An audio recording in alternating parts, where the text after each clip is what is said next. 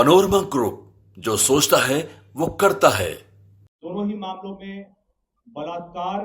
और हत्या के प्रयास जैसे जघन्य अपराध की कोशिश की गई है, जो कि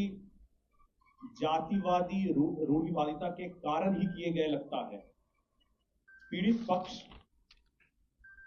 उस गांव में अल्पसंख्यक हैं, वहां पे एक विशेष समाज के लोगों का बहुलता है, और ये जानकर के सबसे ज्यादा हैरानी होती है कि जो आरोपी पक्ष है दोनों मामलों में, आज भी वो आरंभिक जांच को प्रभावित करने की कोशिश कर रहे थे। उनका ये कहना था कि हम पैसे के बल पर अपना ये जो जांच है उसको अपने पक्ष में करवा लेंगे, हम इस जांच को की आंच अपने ऊपर तक आने नहीं देंगे, हमारे ऊपर हमारे जो स्थानीय नेता है उनका संरक्षण है। और कई मामलों में, और इन दोनों मामलों में आरोपी पक्ष पीड़ित पक्ष के ऊपर जान माल की धमकी देना और इस केस को वापस लेने का भी दबाव बना रहे हैं। ऐसे में मैं आश्वस्त करना चाहूंगा कि हमारे राष्ट्रीय अध्यक्ष श्री चिराग पासवान जी न सिर्फ माननीय मुख्यमंत्री जी से मिलकर के इनकी सुरक्षा के लिए, इनकी हर संभव मदद के लिए, आगे प्रयास के लिए कोशिश करेंगे, बल्कि वो बिहार में हर जगह आश्वस्त करना चाहेंगे कि जहां भी कहीं ऐसी घटना होगी वहां पर हमारी पार्टी, हमारे राष्ट्रीय अध्यक्ष और हमारे नेतागण बहुत ही मजबूती के साथ पीड़ित परिवार के साथ खड़े हैं। उनको सुरक्षा दिलाने के लिए, उनको हर संभव मदद दिलाने के लिए वो भी खड़े हैं, हमारी पार्टी और हमारे पार्टी के नेतागण भी खड़े हैं। जांच दल में कौन गया था? जांच दल में जो लोग गए थे उनकी लिस्ट आपको दे दी जाएगी। अभी राजेश भट्ट जी आपको मुहैया करा देंगे। और राजेश जी आप हमारा नाम बता दें, कौन कौन लोग हैं। मुजफ्फरपुर जिला अंतर्गत जो पारू में घटना घटी थी, उसमें जमुई के सांसद माननीय अरुण भारती जी के नेतृत्व में माननीय वैशाली सांसद श्रीमती बीना देवी जी थी, संजय पासवान जी थे, प्रदेश सदस्यता प्रभारी हैं, और श्री सुरेश पासवान जी थे, प्रदेश महासचिव हैं। और जहानाबाद में जो घटना घटी थी, जहानाबाद जिला के तकुराबाद में, वहां माननीय जमुई सांसद श्री अरुण भारती जी के नेतृत्व में माननीय समस्तीपुर सांसद श्रीमती संभवी चौधरी जी थी, श्रीमती इंदु कश्यप जी राष्ट्रीय उपाध्यक्ष महिला प्रकोष्ठ, श्री संजय रविदास प्रदेश सदस्यता प्रभारी, श्रीमती रानी देवी प्रदेश उपाध्यक्ष, श्रीमती शोभा सिन्हा पासवान प्रदेश अध्यक्ष महिला प्रकोष्ठ वहां शामिल थी। इन सभी चीजों में एक चीज और देखने को मिला कि हम आज की 21वीं सदी में भी, जहां पर सुप्रीम कोर्ट द्वारा आरक्षण की समीक्षा की बात की जा रही है, आज भी भारत के अंदरूनी गांवों में लोग जातिवादिता को इस तरह से फॉलो कर रहे हैं। वहां पे एक दलित जाति के रूढ़िवादिता को लेकर के, भेदभाव और शोषण को लेकर के आज भी लोग इस तरह से दबाव बना रहे हैं। ऐसा अपराध, जघन्य अपराध, बलात्कार जैसे अपराध करने के बाद भी लोग इस तरह से दबाव बना रहे हैं, तो क्या इससे ये चीज फिर से साबित नहीं होता कि भारत में आज भी जातिवादिता उतनी ही गहरी जड़ों से यहाँ पे अभी उपस्थित है, और यहाँ पे सुप्रीम कोर्ट क्रीमी लेयर की बात कर रहा है। आप ये बताइए कि जिस संविधान के द्वारा प्रदान किए गए आरक्षण में लोग क्रीमी लेयर की बात कर रहे हैं, क्या आज भी भारत के गांवों में जातिवादी रूढ़ता को लेकर के इस तरह के अपराध किए जाते हैं, उन दलितों को शोषित करने के लिए, उनको प्रताड़ित करने के लिए, और बाद में ये भी धमकी दी जाती है, तो क्या ये सवालिया पक्ष नहीं उठता है अभी कि क्या जातिवाद खत्म हो गया है? क्या भेदभाव खत्म हो गया है? क्या आज भी हम उसी रूढ़िवादिता में नहीं जी रहे हैं? क्या आज भी दलितों को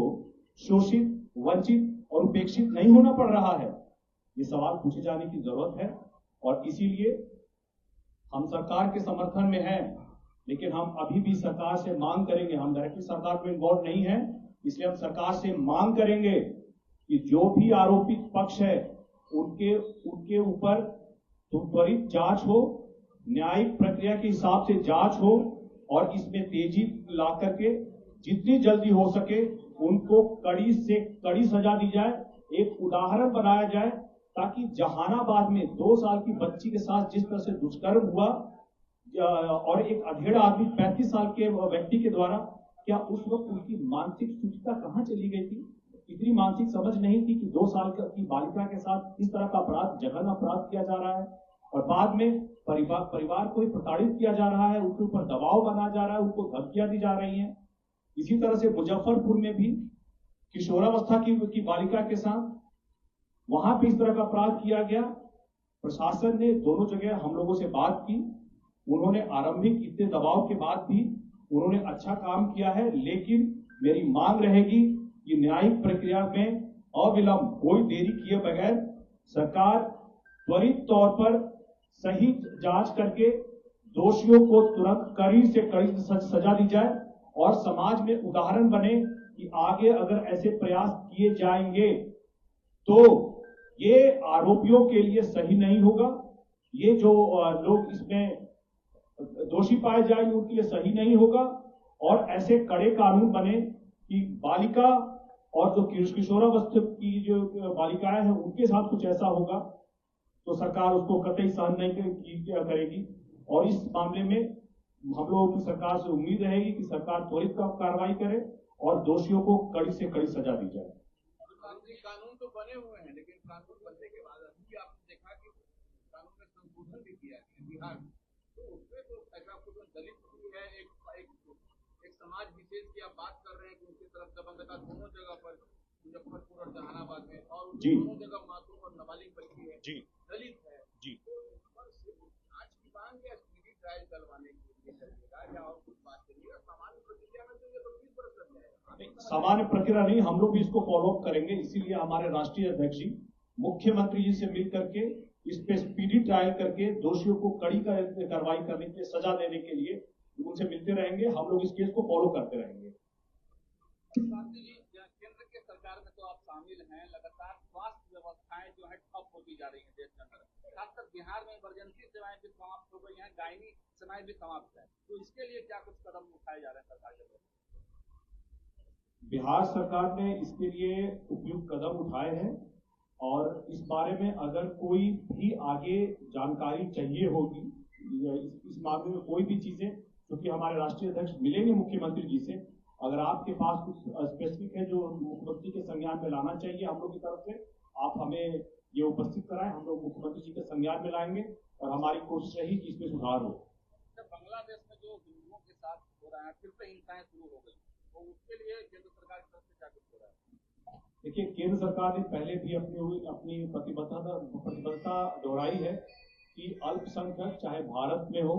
या फिर बांग्लादेश में हो, उनकी सुरक्षा का दायित्व वहां की सरकार करेगी और इसके लिए भारत सरकार लगातार बांग्लादेश सरकार के संपर्क में है और जो भी पॉसिबल सोल्यूशन हो सकता है जो भी सुनिश्चित करेंगी।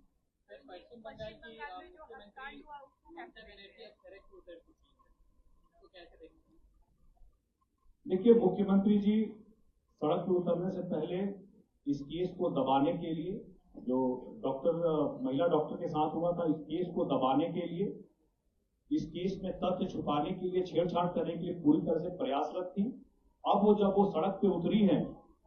तो किस मुद्दे को लेकर के उतरी है ये हम लोग की समझ से बाहर है। वो राज्य सरकार में है, इसकी सही से जांच करवाए, उनसे जांच नहीं होता तो उन्होंने सीबीआई को इसकी जांच सौंप दी है, लेकिन उनकी तरफ से इसमें तथ्य को नहीं छुपाया जाना चाहिए था, सही तथ्य की जांच की जानी चाहिए थी और जांच करने के बाद जो त्वरित कार्रवाई हो सकती थी जिससे कि केंद्रीय जांच एजेंसियों को सहायता मिल सके, उनको ऐसा प्रयास किया जाना चाहिए था। अभी भी जो सड़क पर उतरी हुई है ये मेरी समझ से बाहर है कि वो सड़क पे क्यों उतरी है जबकि वो सक्षम है इस पे जांच करने के लिए।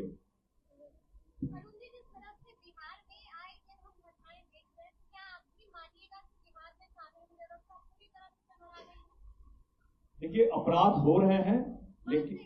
अपराध हो रहे हैं, लेकिन साथ में हम ये भी मानते हैं कि इस सरकार और प्रशासन पूरी तरह से मुस्तैद है, रूल ऑफ लॉ है। अपराधी जो अपराध कर रहे हैं वो पकड़े जा रहे हैं और प्रशासन की तरफ से उनके ऊपर कार्रवाई भी की जा रही है। तेजस्वी जी जब ऐसा सवाल करते हैं तो उनसे पहले मैं उनसे कहूंगा कि एक बार जहानाबाद और मुजफ्फरपुर होकर के आए, पीड़ित परिवार से मिल करके आए। ये अपराध वैसे ही हुए वहां पे जिस वक्त जंगल राज में हुआ करते थे। एक बार अपने 90 के दशक के कानून के राज को भी याद कर ले और इसके बाद दूसरों पे आरोप लगाएं। उनके राज में रूल ऑफ लॉ नहीं था, अपराध होते थे, अपराधी खुले घूमते थे और उनके ऊपर कोई भी कार्रवाई नहीं होती थी। आज अपराध होने के बाद अपराध पर और अपराधी पर दोनों पर कार्रवाई हो रही है।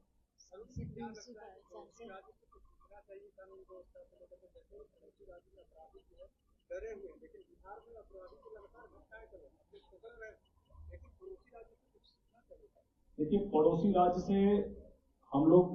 जो अच्छी चीजें हो सकती हैं, जो न्यायोचित हो सकती हैं, जो कानून के हिसाब से हो सकती हैं, वो जरूर सीखना चाहिए। और कोई भी अपराधी को भी अधिकार है कि उसके ऊपर जो भी कार्रवाई हो